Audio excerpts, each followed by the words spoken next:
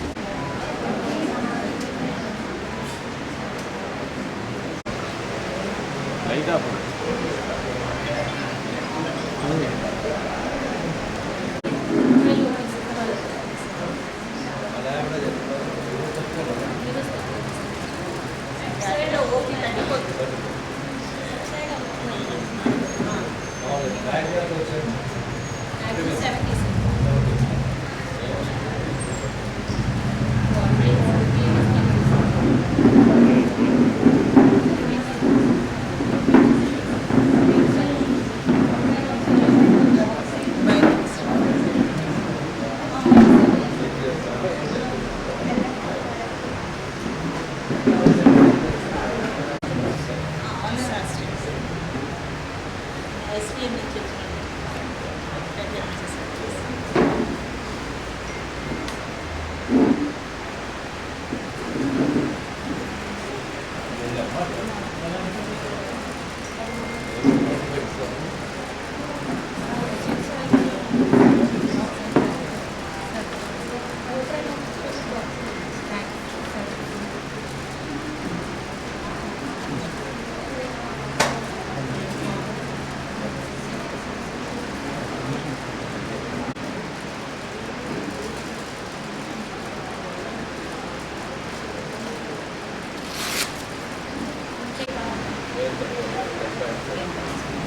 ఇవన్నీ కూడా మేము డాక్టర్ చేసే డ్రెస్సింగ్ ఆన్ రిపోర్ట్ వాళ్ళని పిలిచి మళ్ళీ మేము ట్రీట్మెంట్ రిలేషన్ చూపించి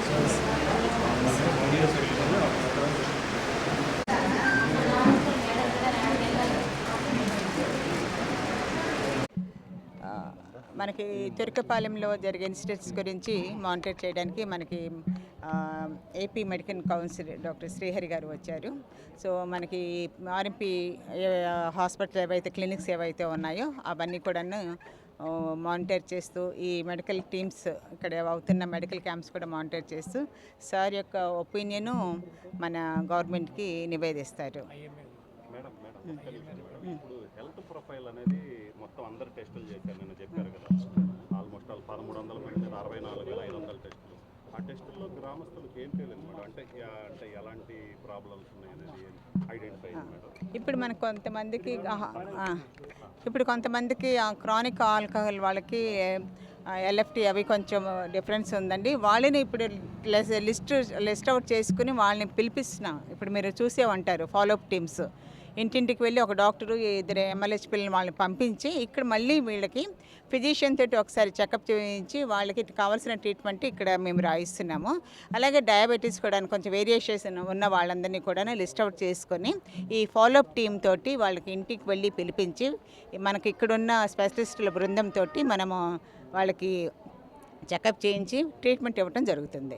ఇప్పుడు మనకి ఈ బృందంలో మనకి మన ఏపీ మెడికల్ కౌన్సిల్ చైర్మన్తో పాటు మనకి ఐఎంఏ నుంచి కూడాను ప్రెసిడెంట్లు వీళ్ళందరూ కూడా వచ్చి ఉన్నారు. సాయి కిరణ్ గారు, రాయల్ గారు, నందకిషోర్ గారు వీళ్ళందరూ కూడా వచ్చి ఉన్నారు.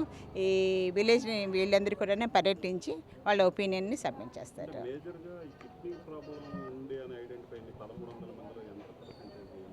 అదే ఇప్పుడు మనకి ఈ డీటెయిల్స్ మనకి మెడికల్ కాలేజ్ వాళ్ళు డిఎంఈ వాళ్ళు చేశారండి అనాలిసిస్.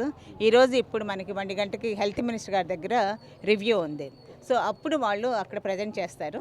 మీకు ఫైనల్గా మనకు హెల్త్ మినిస్టర్ గారి దగ్గర నుంచి వస్తుంది ప్రశ్న. నమస్కారం.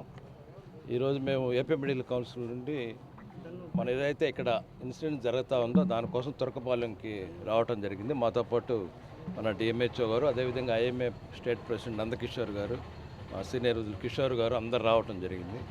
ముఖ్యంగా మనందరం చూసినట్లయితే ఫస్ట్ రోజుకి ఈరోజు చూస్తే ఓపీ చాలా తక్కువగా ఉంది. అంటే 2వ తారీఖు ప్రారంభించినటువంటి ఈ వైద్య శిబిరం రేపు 17వ తారీఖు వరకు కొనసాగుతుంది. క్రమేణాగా ఇప్పుడు సెన్సస్ చూసినట్టయితే మ్యాక్సిమం 70 మంది పేషెంట్లు చూశారు ఫస్ట్. ఈరోజు వచ్చి దగ్గర దగ్గర ఒక 7-8 మంది మాత్రమే రావటం జరిగింది. అదేవిధంగా బ్లడ్ టెస్టులు కానీ అవన్నీ కూడా ఆల్మోస్ట్ మేడం గారు అయితేనేమి, ఆఫీసర్స్ అయితేనేమి, ప్రభుత్వం సలహా మేరకు ఎవరైతే మన సీఎం గారు, వైద్య శాఖ మంత్రి వారు ఇమ్మీడియట్ రియాక్షన్ తీసుకొని దీని మీద ఒక కమిటీని వేసి, ఎక్స్పర్ట్ కమిటీని ఏం చేయాలి, ఇక్కడ ఎట్లా చేయాలని చెప్పని హౌస్ హోల్డ్ మొత్తం అందరి శాంపుల్స్ కూడా కలెక్ట్ చేసి బ్లడ్ టెస్టులు దగ్గర దగ్గర 42 టెస్టులు చేయడం జరిగింది. ఆ టెస్టుల ప్రకారం రిపోర్ట్లు ఎవరెవరికి ఏమున్నాయి దాన్ని బట్టి మళ్ళీ ట్రీట్మెంట్ ఇవ్వండి. క్రానిక్ డిసీజ్ ముఖ్యంగా ఏంటంటే డయాబెటీస్, డయాబెటీస్ అంటే షుగర్ ఉన్నవాళ్ళు, అదేవిధంగా హైపర్ టెన్షన్, బీపీ ఉన్నవాళ్ళు, కిడ్నీ డిసీజెస్ ఇవన్నీ కూడా అన్ని టెస్టుల ద్వారా తెలుసుకునే అవకాశం ఉంది. కాబట్టి ఆ టెస్టులన్నీ కూడా చేయటం జరిగింది విలేజ్లో అందరికి కూడా. దగ్గర దగ్గర 25 డెత్లు జరిగింది. కానీ దాంట్లో ఎక్కువ మంది కూడా చనిపోయిన వాళ్ళు మెజారిటీ ఆఫ్ పీపుల్ 10 మంది దాకా ఇంట్లో చనిపోవడం జరిగింది. మిగతా రిమైనింగ్ పీపుల్ హాస్పిటల్లో మన జేజేహెచ్లో అయితేనే కొన్ని ప్రైవేట్ హాస్పిటల్లో జరిగింది. కానీ వాళ్ళందరూ కూడా వయసు మళ్ళిన వాళ్ళు, క్రానిక్గా ఆల్కహాలిక్లు ఉండటము, షుగర్ ఉండటము, ఇవన్నీ కూడా ఏంటంటే కొంత డ్రగ్ ఇండ్యూస్డ్ కింద తీసుకోవాలని అనిపిస్తుంది. ఎందుకంటే కార్టికోస్టెరాయిడ్స్ అనే డ్రగ్స్ కానీ ఇస్తే దాని ద్వారా అది షుగర్ అవి పెరిగిపోతాయి. పెరగటం వల్ల ఇబ్బందులు ఎక్కువ అవుతాయి. అవన్నీ కూడా చూసిన తర్వాత మొన్న అక్కడ ఉన్న వైద్యం ఇస్తున్నటువంటి ఆర్ఎంపీ క్లినిక్ మేడం సందర్శించి అక్కడ ఎక్కువ హై యాంటీబయాటిక్ ఇవ్వటం, దానివల్ల ప్లస్ ఏమేమి మెడిసిన్స్ వస్తున్నారని చెప్పి చూసి దాన్ని చేయడం జరిగింది. ముఖ్యంగా మా ఏపీ మెడికల్ కౌన్సిల్ అనేది ఇదే నియంత్రణ మండలి. మనమైతే వైద్యంలో ఎవరైతే అన్క్వాలిఫైడ్ పర్సన్స్ ఉంటారో, రిజిస్ట్రేషన్ లేకుండా ప్రాక్టీస్ చేస్తారో వాళ్ళందరి మీద మా ఏపీ మెడికల్ కౌన్సిల్ యాక్ట్ చేస్తుంది. ముఖ్యంగా చూస్తే ఎవరైనా ఆర్ఎంపీలు కానీ వీళ్ళందరూ కూడా ప్రథమ శిక్ష చేయడానికి మాత్రం అర్హులు. అంతేగాని డాక్టర్స్ అని పేరు పెట్టేసి వాళ్ళకి సలైన్లు పెట్టడము, ఇంజక్షన్లు ఇవ్వటము, కొందరైతే అబార్షన్లు చేయటము, అదేవిధంగా ఆపరేషన్లు చేయటం ఇవన్నీ కూడా చట్ట విరుద్ధము. అటువంటి వాళ్ళ మీద ఖచ్చితంగా మేము చర్యలు తీసుకుంటాం. ఈరోజు ఇక్కడ కూడా ఆ విధమైనటువంటి చర్య తీసుకుని ఈరోజు ఆ సెంటర్ని మూసివేయటం జరిగింది.